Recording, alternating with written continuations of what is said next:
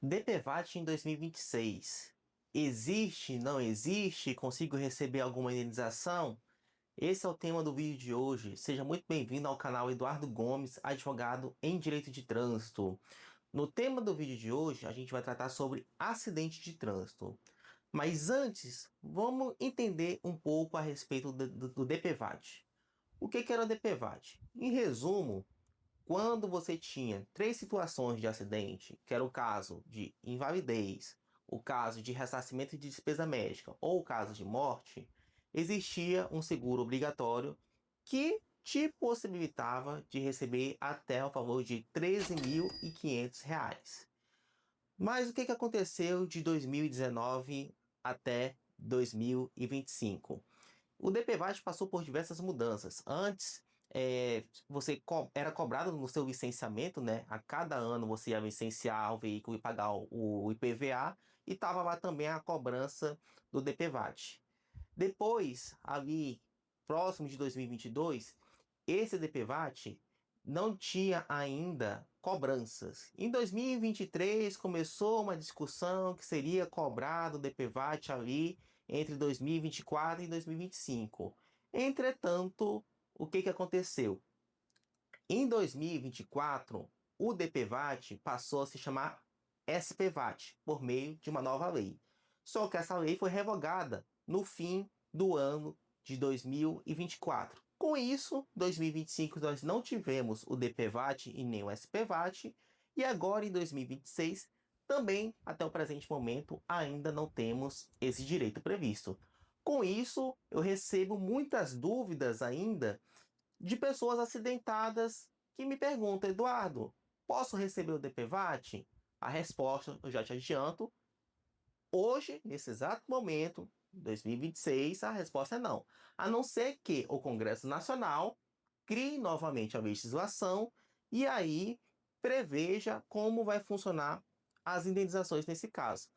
Ah, Eduardo, então significa que ninguém recebe mais nenhuma indenização por acidente de trânsito? Calma, não é bem assim.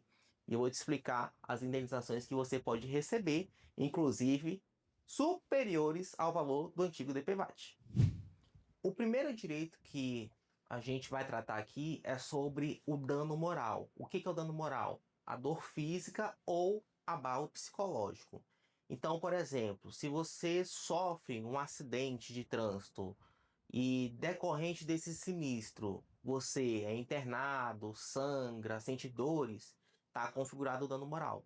O dano moral ele tem diversos graus de esferas ali previsto na legislação. Existe o dano moral simples, que é aquele machucado que você rala e novamente se regenera, né, depois de um tempo, e aí é como se não tivesse sofrido esse dano. E também tem aquele permanente. Então, por exemplo, se você tem uma amputação, uma quebra de dente, uma situação, a perda de algum membro, isso são considerados danos permanentes. Esses danos permanentes, eles variam aí com valores nos tribunais de um patamar de no mínimo R$ 25.000, podendo chegar a R$ 100.000, a depender do caso. Nós temos ainda o dano moral decorrente do evento morte. Então, no caso de morte, você provavelmente sabe que a vida não tem nenhum tipo de situação em que podemos concluir que ela vale tantos reais, mas o juiz precisa chegar no processo numa definição desses valores. O STJ, o Superior Tribunal de Justiça, entende que deve ser indenizado num parâmetro de 100 salários mínimos a 500 salários mínimos no caso de morte. Lembra que eu te disse que existem indenizações superiores ao DPVAT? 13.500 comparado a essas indenizações? Nós temos ainda também outros casos de indenizações, como o caso do dano material e os lucros cessantes. Os danos materiais é aquele prejuízo que você sofreu no seu patrimônio. Então, por exemplo, a lataria do seu veículo, se você estava com o celular e caiu de moto, esse celular precisa ser ressarcido, entre outras despesas de caráter patrimonial. O lucro cessante é naquela situação em que você deixou de trabalhar e faturar decorrente desse sinistro.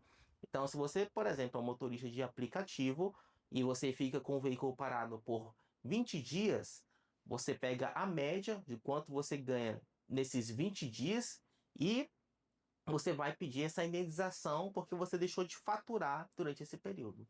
Existe ainda o dano estético. O dano estético é decorrente de alguma cicatriz ou lesão, geralmente permanente, que ficou no seu corpo.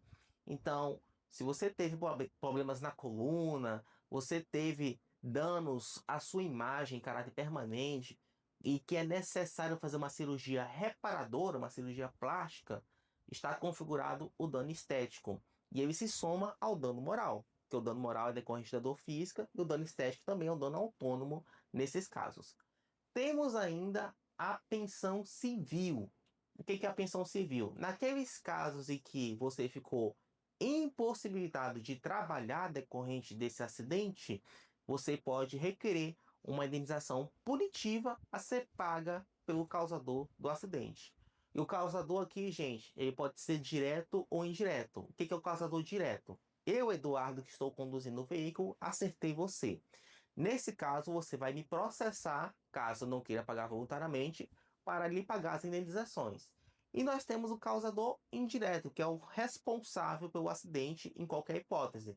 Pode ser as pessoas jurídicas, as empresas, o Estado, no caso de uma omissão na pista, né? Então, por exemplo, se tem um buraco aberto na pista, mesmo que o Estado não tenha aberto aquele buraco, tenha aberto em decorrência do tempo, do mau asfalto, entre outras coisas que podem acontecer na via, o Estado ele acaba respondendo independentemente de culpa. Eu que sou o proprietário do veículo, estou na minha casa dormindo, emprestei o veículo para o meu filho vai e ocasiona um acidente. Eu respondo junto com meu filho ao pagamento das indenizações. Então, nós temos essas 4 indenizações civis que podem ser cobradas por você, inclusive superiores ao valor do DPVAT. Mas aqui vai uma diferença. Para receber o antigo DPVAT, não precisava ser necessariamente feita essa análise de quem ocasionou o acidente. O simples fato de você ter se envolvido e encaixar naquelas 3 questões, morte, invalidez ou ressarcimento de despesas médicas, já era o suficiente para você fazer jus ao DPVAT.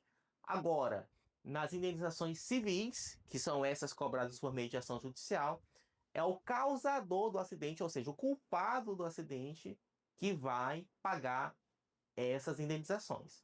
Existem ainda os benefícios previdenciários, aquelas pessoas que contribuem com o INSS, elas podem receber um auxílio doença, um auxílio acidente, ou até mesmo aposentadoria por incapacidade. No caso das pessoas que são hipossuficientes e que ficaram com deficiências, elas também podem receber o BPC, conhecido como LOAS. E por fim, nada impede também de você contratar um seguro privado, né? Então, existem seguradoras que você voluntariamente faz adesão ao contrato, à apólice, você coloca as coberturas que você vai ser indenizado em caso de acidentes de trânsito e que você pode acioná-las para receber nesses casos. Entendido que nós temos direitos, além do DPVAT, que não existe mais, eu gostaria de responder algumas perguntas que vi aqui no canal e separei para responder vocês. Uma pergunta de uma seguidora é assim, ó: sem DPVAT eu não recebo nada?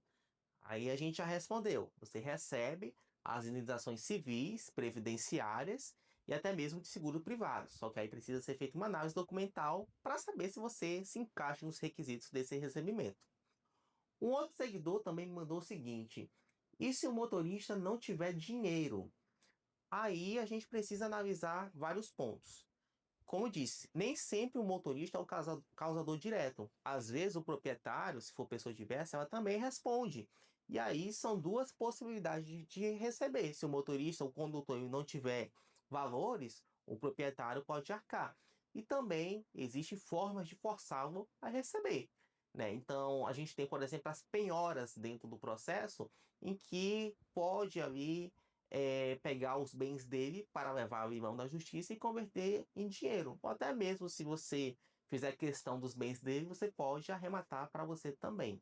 E nada impede também, futuramente, né? A gente sabe que o processo é demorado. No meio desse processo, ele receber uma herança ou arranjar emprego, receber algum tipo de valor, indenização decorrente de outro processo e possibilitar a fazer o seu pagamento.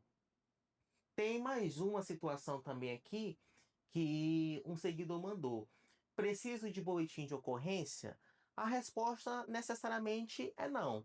O boletim de ocorrência, ele te ajuda na dinâmica da explicação da prova. Só que o boletim de ocorrência feito por você, sozinho, ele não vale muita coisa se não for acompanhado de outra prova. O boletim feito pela autoridade policial que compareceu no local e a própria autoridade coletou os vestígios e registrou com o próprio policial, o próprio agente vistoriando tudo, esse sim tem uma validade jurídica imensa. Ele é quase incontestável, ele tem uma presunção de legalidade. Agora, nada impede de você conseguir outras provas, como gravações, fotos, testemunhas, matérias jornalísticas que sejam consistentes nos relatos, confissões. Às vezes você está conversando com a pessoa no WhatsApp, por exemplo, tentando negociar, e ela confessa que ela estava errada, por exemplo. Então, ela acaba de produzir uma prova contra ela. Até mesmo confissões via ação judicial perante o juiz acontece também. Nós temos diversas questões de provas no direito, e qualquer prova que possa demonstrar seus direitos já é considerada válida. Então, o simples fato de você não ter o BO, mas ter as outras provas, isso vai te ajudar demais. Mas se você tiver o boletim de ocorrência também feito pela autoridade policial ou que compareceu ali e coletou os vestígios, aí sim, esse boletim de ocorrência será extremamente importante para o seu recebimento de indenizações. Então, esse é o vídeo de hoje, pessoal. A gente tratou sobre as principais dúvidas se você recebe ou não o DPVAT em 2026. Então, até o presente momento, enquanto não existir a lei, né, o Congresso Nacional está debatendo cada vez mais se deve voltar, se não deve, mas atualmente você recebe as indenizações cíveis, previdenciárias e securitárias. Lembrando, para você ingressar com a ação de cobrança, via de regra, o prazo é de 3 anos. Então, não deixe o tempo passar. Procure um advogado especializado em direito de trânsito. Verifique se a sua causa existe a possibilidade de trabalho. Tire todas as dúvidas que você tiver com um profissional qualificado. E também compartilhe o vídeo com outras pessoas para que tenham acesso a essa informação. Se você também tem dúvidas, fique à vontade para mandar nos comentários. Eu faço questão de responder todas as dúvidas na medida do possível. E não se esqueça, acompanhe o nosso canal e também gostaria de pedir a sua opinião. Você acha correto ter extinto o DPVAT ou você acha isso errado, acha que ajudou, né? Ou acha que prejudicou o pessoal? Conta aí para mim nos comentários, vamos conversar um pouquinho também sobre o assunto.